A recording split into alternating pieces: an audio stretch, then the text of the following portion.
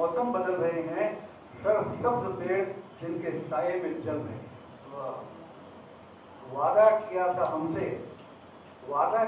हमसे, हम हर मोड़ पर मिलेंगे, रुबाइयों के घर से अब रुख बदल रहे। चाहत, वफा, मोहब्बत की हो रही है तिजारत।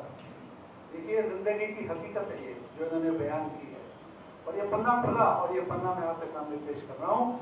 चाहत, वफा, मोहब्बत की हो रही है तिजारत, रिश्ते तमाम आखिर सिक्कों में ढल रहे हैं।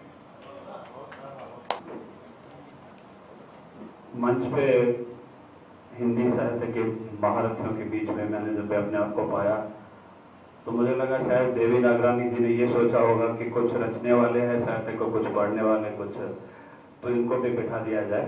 वैसे मैं भी साहित्यकार नहीं हूँ। देवी नागरानी जी का अगर हमें वर्णन करना है, उनके बारे में कहना है, तो मैं ये मानता हूँ कि जुनून, एक लगन, एक दीवानापन, इसी का नाम है देवी नागरानी। क्योंकि ये कल ही की बात है जब इन्होंने सोचा कि अपनी भावनाओं को, अपने उमंगों को, अपने जज्बात को शब्दों के माध्यम से जमाने तक पहुंचाना है। और मैंने जब इन्हें पढ़ा तो मुझे लगा कि हर शायर या शायरा जिस तरह से अलग अलग सोचते हैं, उनकी भावनाएं, उनकी सोच अलग है, इनकी भी बिल्कुल ही अलग है। उन्होंने जो शब्दों का खेल किया है बहुत ही निराला है।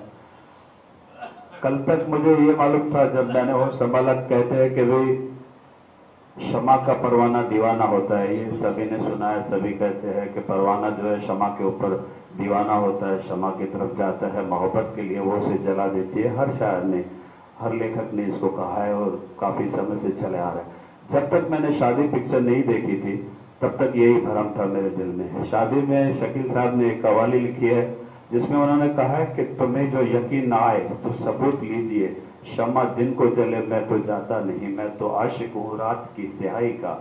शमा मुझे वो रोशनी दे देती है और रात की स्याही को ख़त्म करती है, मैं उसे बुझाने की कोशिश करता हूँ, मुझे जला देती है। तो इसके देवी ने भी इसी टाइप के इंसानी भाव के, इंसान के जज्बात के, उनके दिल की गहराइयों में पहुंच के दुख सुख मोहब्बत प्यार जमाने की गर्जशें सभी को इसमें कलमबंद किया है। और इसी माध्यम द्वारा अपनी भावनाएं प्रकट करता है, पर स्वरूप सबका अलग अलग होता है। एक शिल्पकार पत्थरों को तराश कर एक स्वरूप बनाता है और उसकी कल्पना को साकार करता है।